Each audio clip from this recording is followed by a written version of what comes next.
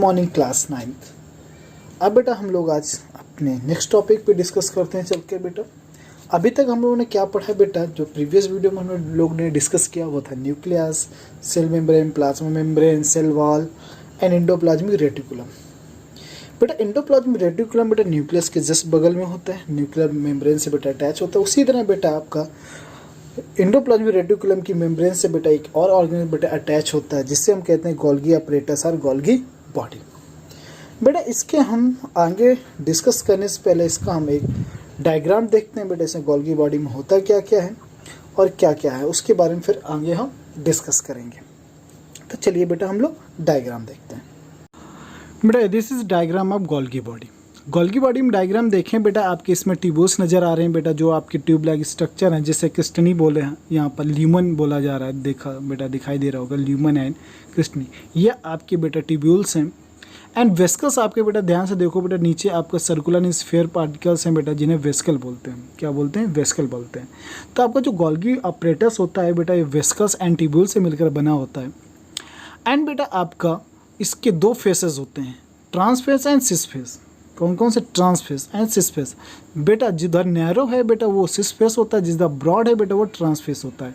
Trans face को हम concave face भी बोलते हैं और सिस फेस को हम कॉन्वेक्स फेस भी बोलते हैं बेटा। तो ये बेटा आप ध्यान से देखो, यहाँ न्यू फॉर्म में वेस्कल्स फॉर्म हो रही है बेटा, न्यू आपकी छोटी छोटी वेस्कल, ये वेस्कल फॉर्म होकर बेटा अलग हो जाती हैं गोल्गी बॉडी में, और इन्हीं में बेटा आपका जितना भी पैकेजिंग आपका मटेरियल इन्हीं में पैकेज होता है, और यही आपके क्या कराते हैं? ट्रांसपोर्ट कराते हैं आपके होल सेल्स में। पैकेज एंड ट्रांसपोर्ट यही कराते हैं।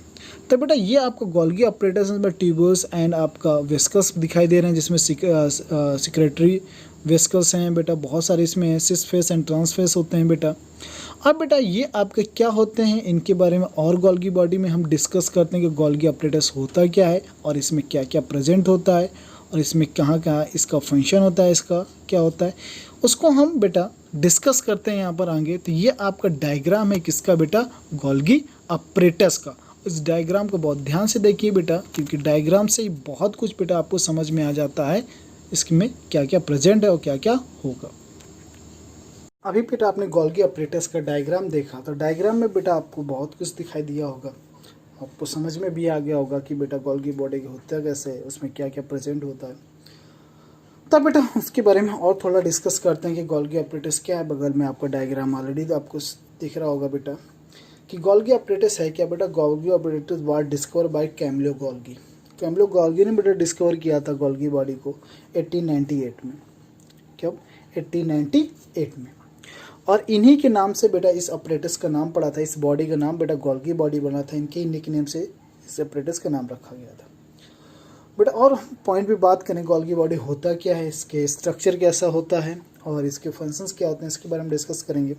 तो Golgi body is found in all cell, मतलब सभी सेल में प्रेजेंट होता है, बट कुछ सेल्स को छोड़कर लाइक प्रोकैरियोटिक सेल्स एंड बेटा मेच्योर मेमेलियन आरबीसीज। मेच्योर मतलब आपके प्रोकैरियोटिक सेल्स में नहीं प्रेजेंट होते हैं गोल्गी बॉडी, एंड जो मेच्योर मेमेलियंस जो आपके मेच्योर हो जाते हैं मेमेलियन, उनके आरबीसी में प्रेजेंट नहीं होते। उसके बाद बेटा हम देखें तो Golgi body also known as the dictyosomes. Dictyosomes के नाम से भी जानते हैं इसको हम, आपके डिक्टोएक्सोसोम। अब बेटा Golgi apparatus is a complex vesicle and tubules, मतलब जो गोल्गी अपरेटस बना होता है वेस्कल एंड ट्यूब्यूल से मिलकर बना होता है। जैसे हम लोग आपका पहले जब एंडोप्लाज्मिक रेटिकुलम में पढ़ा तो वहाँ पे वेस्कल एंड ट्यूब्यूल्स थे, तो यहाँ पर आपका जो गोल्गी बॉडी होता है यहाँ पर भी ये वेस्कल्स एंड ट्यूब्यूल्स से मिलकर बने होते हैं, क्योंकि वेस्कल्स और ट्यूब्यूल्स जो आपने अभी डायग्राम बेटा बगल में देख रहे होंगे, तो बेटा ट्यूब लाइक स्ट्रक्चर आपको दिख रहे होंगे, एंड वेस्कल आपको सर्कुलर स्फीयर होते हैं, और ट्यूब्यूल्स आपका जानते हो बेटा ट्यूब लाइक ट्यूब्यूल्स कैसे होते हैं, ट्यूब लाइक स्ट्रक्चर का फॉर्म करते हैं। It is mainly assembling the factory of the cell, ये मेनली असेंबलिंग फैक्ट्री होती है सेल की। क्या असेंबल मतलब डिफरेंट प्लेस से बेटा डिफरेंट टाइप के प्रोडक्ट आते हैं, और प्रोडक्ट आके गोल्गी बॉडी में क्या किया जाता है? असेंबल किया जाता है। असेंबल मतलब ये वर्ड बेटा मोस्टली आप लोगों ने कंप्यूटर या मोबाइल में सुना होगा कि असेंबल कर लिए जाते हैं। असेंबल का मतलब क्या है कि डिफरेंट पार्ट हम डिफरेंट प्लेस से लेकर आते हैं। जैसे आपके मोबाइल्स होते हैं या लैपटॉप होते हैं बेटा, ये डिफरेंट कंपनी में डिफरेंट पार्ट इसके फॉर्म होते हैं, और उन कंपनियों से वो डिफरेंट पार्ट्स मंगा कर बेटा एक कंपनी में आके इसको असेंबल मतलब आपस में जोड़ दिया जाता है।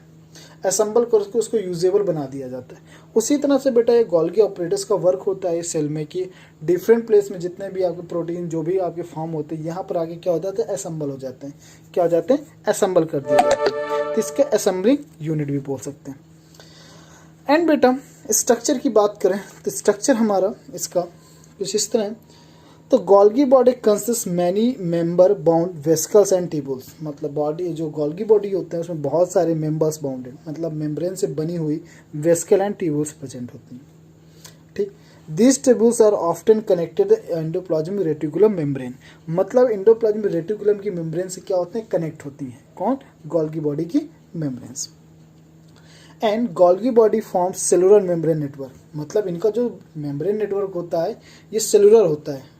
सेलुलर मतलब सेल के अंदर ही होता है, मतलब सेलुलर मतलब आपकी सेल मेम्ब्रेन्स की बना, सेल मेम्ब्रेन्स की एक नेटवर्क होता है पूरा जो आपका फॉर्म होता है गोल्गी बॉडी में। They are two distinct faces of Golgi body, इसमें दो फेसेस होता है। जब भी अभी डायग्राम में समझाया था मैंने, कॉन्केव एंड कॉन्वेक्स फेस, जिसे हम ट्रांस एंड सिस फेस बोलते हैं। क्या बोलते हैं, ट्रांस एंड सिस फेस बोलते हैं। तो इसके दो फेसेस होते हैं। कौन कौन से होते हैं बेटा दो फेसेस, वो होते हैं बेटा concave face and convex face. कौन सा, concave and convex face. Concave को बेटा ट्रांस फेस भी बोलते हैं और कॉन्वेक्स को सिस फेस भी बोलते हैं। एंड बेटा ये कॉन्केव एंड कॉन्वेक्स फेस बेटा उनके पोजीशन के फ्रंट एंड बैक पोजीशन के अकॉर्डिंग हम शो करते हैं। उसके बाद हम देखते हैं बेटा कॉन्केव फेस का काम क्या होता है। बेटा जो concave face is associated with large number of vesicles, मतलब कॉन्केव फेस में बहुत सारी लार्ज नंबर में क्या प्रेजेंट, वेसिकल्स प्रेजेंट होती हैं। किस फेस में, कॉन्केव फेस में। कॉन्केव फेस में बेटा मोस्टली क्या प्रेजेंट होती है, वेसिकल प्रेजेंट होती हैं। दीज वेसिकल में गिव राइज टू लाइसोसोम, और यही वेसिकल क्या करती हैं बेटा, ये वेसिकल क्या करती हैं, राइज करती है लाइसोसोम्स को। एक और ऑर्गेनिज्म आपका सेल में प्रेजेंट होता है जिसे कहते हैं लाइसोसोम। लाइसोसोम को राइज कहते हैं, एराइज कराती हैं, इसलिए कहते हैं बेटा lysosome arise from the Golgi body. Lysosome कहाँ से एराइज होता है, गोल्गी बॉडी से एराइज होता है। तो वो आपके एराइज कौन करती हैं, वेसिकल करती हैं, मतलब लाइसोसोम को प्रोडक्शन कौन करती हैं, वेसिकल्स करती हैं। तो ये आपका वेसिकल किस में प्रेजेंट होती है, गोल्गी बॉडी में प्रेजेंट होती है। इसलिए हम गोल्गी बॉडी को कहते हैं आपका लाइसोसोम्स का फादर या मदर या पेरेंट्स बोल सकते हैं। अब इसी तरह से ये हमारा स्ट्रक्चर हो गया। अब हमारे इसका फंक्शन भी होंगे बेटा, गोल्गी बॉडी है, फंक्शन में कुछ तो होने चाहिए, क्योंकि विदाउट फंक्शन तो कुछ होना नहीं है। तो फंक्शन क्या होते हैं इस पर हम डिस्कस करते हैं कि गोल्गी बॉडी के फंक्शन क्या होते हैं। तो सबसे पहले इसका फंक्शन होता है storage, modification and packing of the product in vesicles. क्या करना, स्टोरेज करना, मतलब सेल में जितना भी बनता है, कुछ भी जो बनेगा वो सब आकर कहाँ होगा, यहाँ पर आकर स्टोर होगा। जैसे हम समझ लें बेटा, जैसे कहीं भी कंपनी का बनता है बेटा, एक स्टोरेज होता है, एक गोदाम होता है, वहाँ पर आगे स्टोर होता है।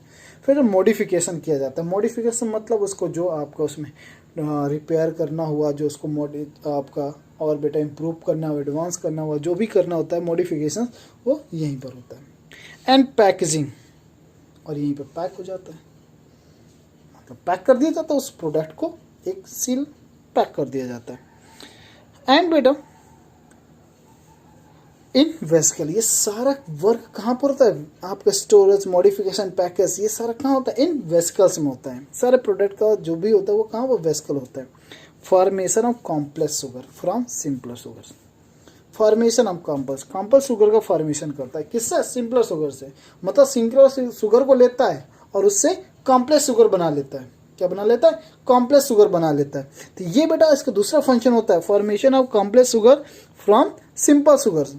यहाँ से बेटा आपका सेकेंड इसका फंक्शन हो गया बेटा, formation of complex sugar from the simple sugar. बेटा कभी कभी तो आपके दिमाग में आता होगा कि सर एक बात कई बार रिपीट करते हैं, 2 बार 3 बार 4 बार रिपीट करते हैं। बेटा रिपीट करने के एक साइकोलॉजिकल थिंकिंग है, इसमें एक साइकोलॉजिकल पॉइंट है। साइकोलॉजिकल पॉइंट क्या है बेटा, जब हम किसी चीज़ को बार बार रिपीट करते हैं, जैसे हमने इस चीज़ को रिपीट किया 2 या 3 बार, पहली बार रिपीट किया, एक बार आपके माइंड पे किया, फिर दोबारा रिपीट किया, फिर दोबारा किया, फिर 3 बार रिपीट किया, फिर 3 बार किया। जब 2-3 बार आपको कोई भी चीज़ लगातार आप सुनते हैं तो आपके दिमाग में कहीं ना कहीं जाकर वो स्टोर हो जाती है। वो बात आपकी है। ईच आपका जितनी भी आप सुनते हैं एवरी सेकंड की बात की स्टोर होती है, बट 2-3 बार आप जब सुनते हैं तो वो आपकी ज़्यादा अमाउंट में जाके स्टोर होती है। जब अमाउंट भी ज़्यादा स्टोर होती है बेटा, जब आप इस टाइप के क्वेश्चन कभी सुनते हैं तो आपके दिमाग में हिट होता है कि हाँ मैंने ये क्वेश्चन, ये बात कहीं सुनी, ये कहीं ना कहीं ये बात हमने क्या हुई सुनी है, इसको कहीं ना कहीं हमने सुना है, तो बेटा वो ध्यान आ जाता है। इसलिए हम किसी बात को हम 2-3 बार रिपीट करते हैं यहाँ पे किसी भी आंसर को। तो ये बेटा सेकेंड हो जाता है। इसके बाद थर्ड आता है, it helps in the formation of cell plate during cell division. During cell division, जब सेल डिवीजन होता है आपका, सेल का बेटा डिवाइड होता है इन 2 or 3 or 4 पार्ट्स में, जब सेल डिवाइड होता है तो यहाँ पे जब क्रोमेटिन, जब इसके क्रोमोसोम डिवाइड होते हैं, जब क्रोमेटिन थ्रेड इसके डिवाइड होते हैं तो ऊपर एक सेल प्लेट बनती है। क्या बनती है? सेल प्लेट बनती है। उन सेल प्लेट का फॉर्मेशन कौन करता है? गोल्गी बॉडी करता है। कौन करता है? गोल्गी बॉडी करता है। ये चीज़ें आपको बता देना क्योंकि इंपॉर्टेंट है बेटा, आपके उसमें आ रही नहीं है बट थोड़ा नॉलेज थोड़ा होना चाहिए, थोड़ा इस टाइप का। तो बेटा सेल प्लेट बनती है। क्या बनती है? सेल प्लेट बनती है, जो बेटा सेल डिवीजन में क्या करती हैं? हेल्प करती हैं। क्या करती हैं? सेल डिवीजन में हेल्प करती हैं। उसके बाद इसका जो नेक्स्ट टॉपिक है, पॉइंट है, वह Golgi body is also involve in the formation of lysosome. Very important point. मतलब ये किसके फॉर्मेशन में इन्वॉल्व होता है? लाइसोसोम्स का।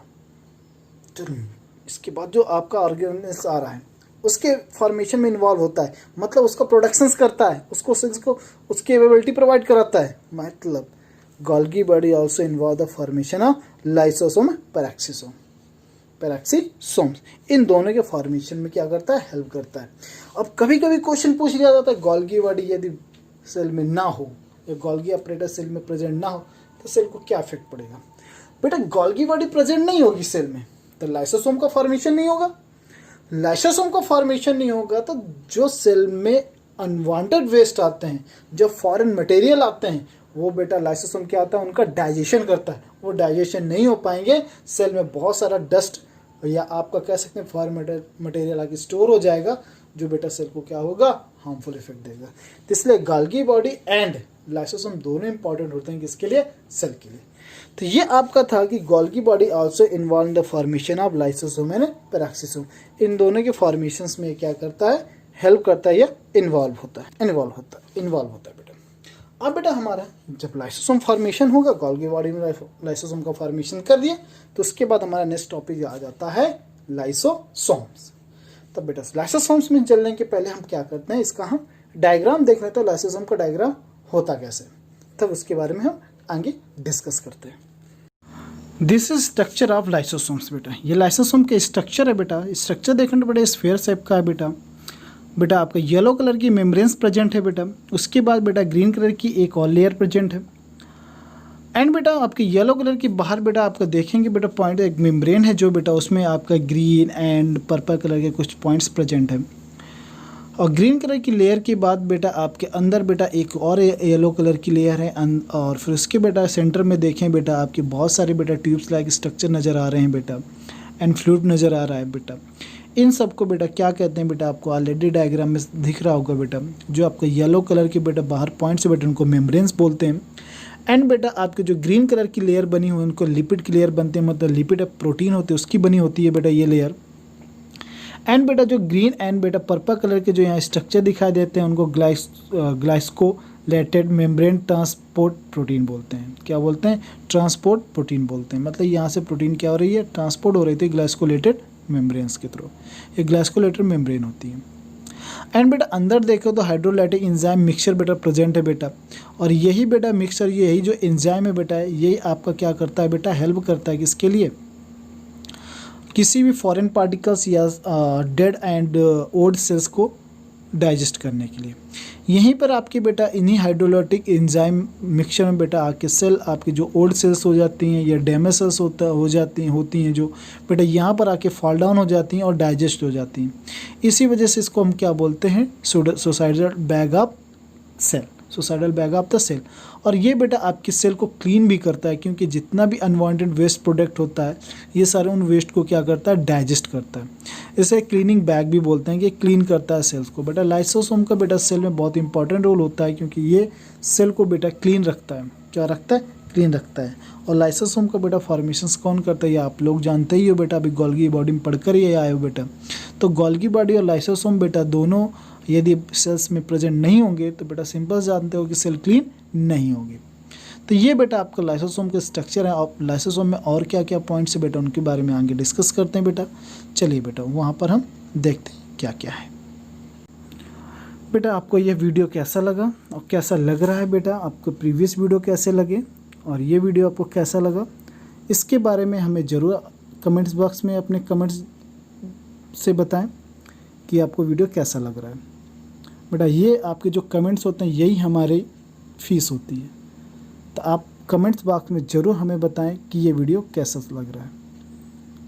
Okay, and like, subscribe and share ज़रूर करें। थैंक यू बेटा। आप लोगों ने लाइसोसोम का डायग्राम देखा भी, कैसा डायग्राम होता है और उसमें क्या क्या होता है। बगल में भी डायग्राम आपको दिखाई दे रहा होगा। तो लाइसोसोम का डायग्राम में आपने देखा, तो उसके बाद उसके हम कुछ पॉइंट्स पे डिस्कस करते हैं। They are present in all living cells, मतलब जितनी भी लिविंग सेल्स होती हैं, जितनी भी आपकी लिविंग सेल्स, कोई भी लिविंग सेल्स हो, सभी में लाइसोसोम प्रेजेंट होगा। क्या प्रेजेंट होगा? लाइसोसोम प्रेजेंट होगा, 100% प्रेजेंट होगा लाइसोसोम। बट एक को छोड़कर, किसमें? बैक्टीरिया में। बैक्टीरिया में लाइसोसोम प्रेजेंट नहीं होता है। जैसे आपको क्वेश्चन आ जाता है कि in which cell lysosome does not present, in which cell या in which organism lysosome is not present, तो सिंपल सा उसका जो बैक्टीरिया ऑप्शन होगा वो आपका क्या होगा? राइट होगा, क्योंकि बैक्टीरिया में ये आपका लाइसोसोम प्रेजेंट नहीं होता है। ये बेटा आपका था मेन पॉइंट। इसके बाद इसके स्ट्रक्चर की बात करें तो lysosome are single membrane bound vesicle, ये वो इंपॉर्टेंट है। ये सिंगल मेम्ब्रेन होता है, ध्यान रखना, ये एक मेम्ब्रेन से बना होता है, डबल मेम्ब्रेन लाइसोसोम नहीं होता, सिंगल मेम्ब्रेन आपका ऑर्गेनेल्स होता है।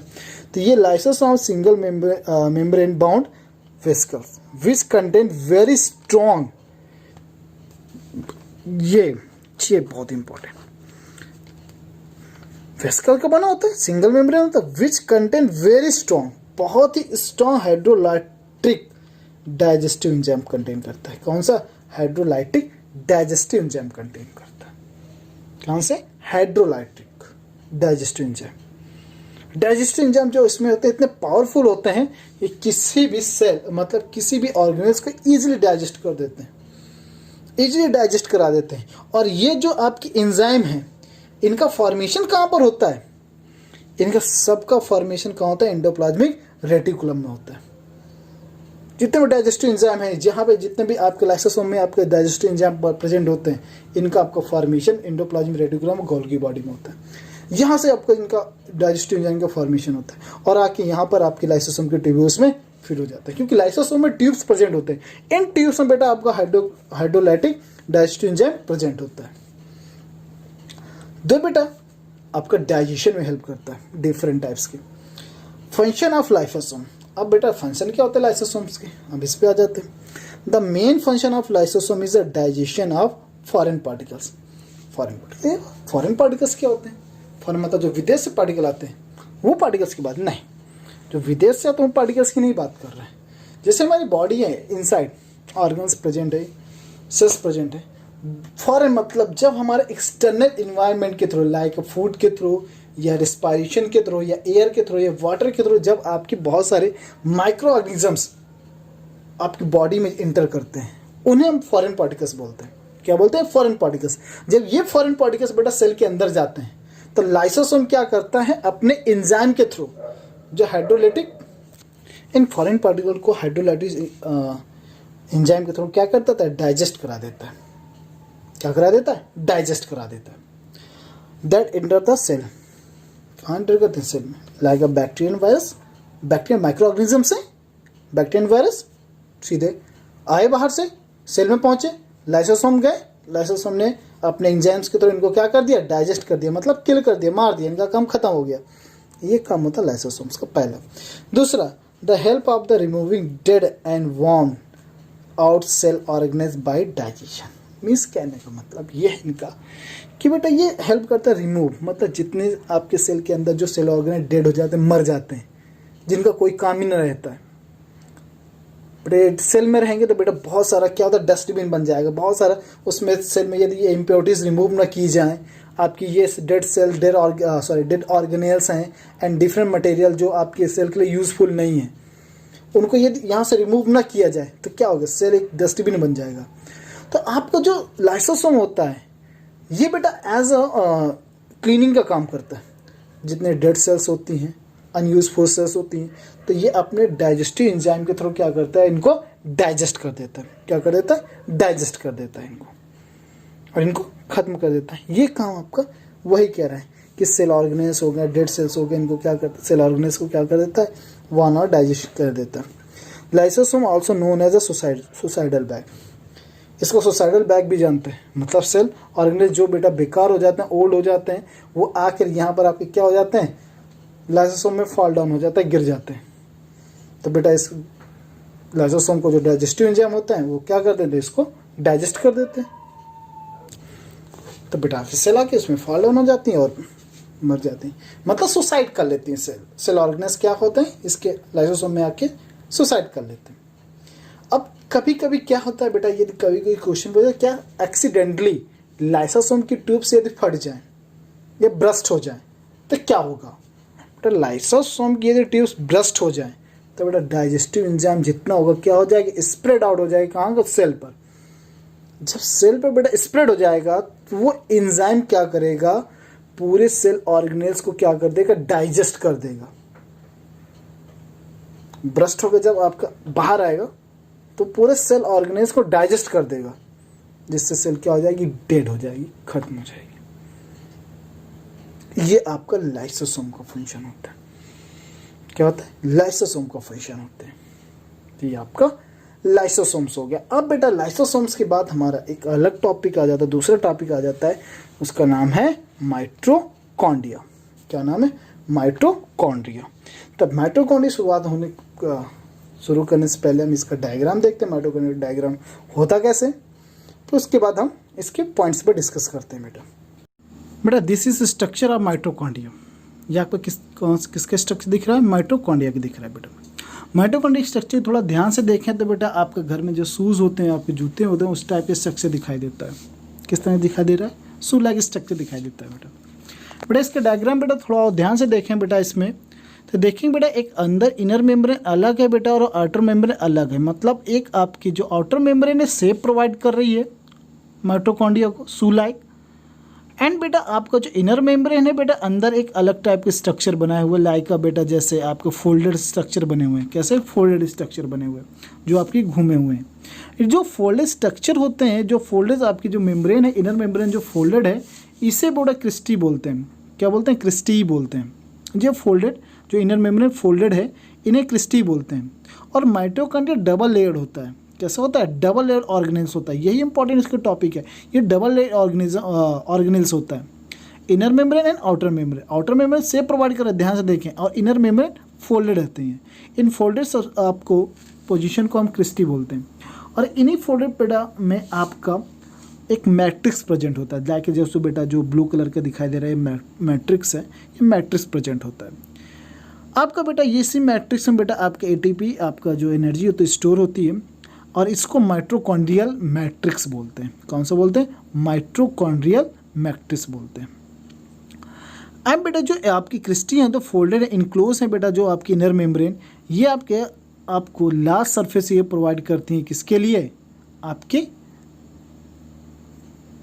मैट्रिक्स के लिए। एक मैट्रिक्स के लिए आपके जो रिस्पायरेशन है, सेलुलर रिस्पायरेशन, क्योंकि इसका मेन फंक्शन सेलुलर रिस्पायरेशन होता है, उसके लिए जो आपको प्रोडक्शन ऑफ एनर्जी है, उसके लिए एक लास्ट सरफेस प्रोवाइड करती हैं। क्या प्रोवाइड करती हैं, एक सरफेस एरिया प्रोवाइड करती हैं, जो इनक्लोज फोल्डेड इनर मेम्ब्रेन होती है। और बेटा इसमें और ध्यान देखें तो माइटोकॉन्ड्रिया के पास खुद का बेटा राइबोसोम्स एंड डीएनए होता है। क्या होता है, खुद का राइबोसोम एंड डीएनए होता है, क्योंकि अपनी फोटोसिंथेसिस, मतलब प्रोटीन सिंथेसिस, फोटोसिंथेसिस नहीं बेटा, प्रोटीन सिंथेसिस, क्योंकि राइबोसोम का मेन काम क्या होता है, प्रोटीन का सिंथेसिस कराना। तो प्रोटीन का सिंथेसिस कराते हैं, क्योंकि ये आपके एंडोप्लाज्मिक रेटिकुलम से आपके नहीं मांगते हैं, एंडोप्लाज्मिक रेटिकुलम से नहीं कहते हैं मैं प्रोटीन दो, ये खुद इनके पास राइबोसोम प्रेजेंट होता है, प्रोटीन खुद ले लेते हैं। और डीएनए खुद होता है, तो अपने इन्फॉर्मेशन जितनी हेरिडिटी इन्फॉर्मेशन खुद ट्रांसफ़र करते हैं। क्या करते हैं? खुद ट्रांसफ़र करते हैं। तो ये आपका माइटोकॉन्ड्रिया था। आप माइटोकॉन्ड्रिया में हमने थोड़ा आपको डिस्क्रिप्शन दिया यहाँ पर विद डायग्राम। अब बेटा इसके बारे में और थोड़ा डिस्कस करते हैं, रिटर्न में थोड़ा डिस्कस करते हैं। आइए बेटा वहाँ पर डिस्कस करते हैं। बेटा डायग्राम देखने के बाद आप लोग बेटा यहाँ पर आते हैं, इसके कुछ पॉइंट्स पे हम डिस्कस करते हैं। तो बेटा डिस्कस करने से पहले हम लोग देखते हैं बेटा माइटोकॉन्ड्रिया द आपका power house of a power plant, this serve the produce energy for the cell. बेटा ये क्या होता है? Mitochondria power house. जैसे आप लोग लाइट के यूज़ करते हो, क्या तो कहाँ से आती है? पावर हाउस से आती है। तो पावर हाउस में क्या वो फ्री में बढ़ती, मतलब बनती कैसे पावर हाउस में? कहीं ना कहीं से बनती होगी, कहीं से कहीं मिलती होगी। तो मीन्स क्या? पावर हाउस में क्या एनर्जी प्रोड्यूस कर रहा है। पावर हाउस क्या कर रहा है? एनर्जी के प्रोड्यूस कर रहा है। उसी तरह जो माइटोकॉन्ड्रिया होता है सेल का, वो भी एनर्जी को क्या करता है? प्रोडक्शन करता है। एनर्जी क्या करता है? प्रोडक्शन करता है और स्टोर करता है। इसीलिए इसको power house of the cell बोलते हैं। क्या बोलते हैं?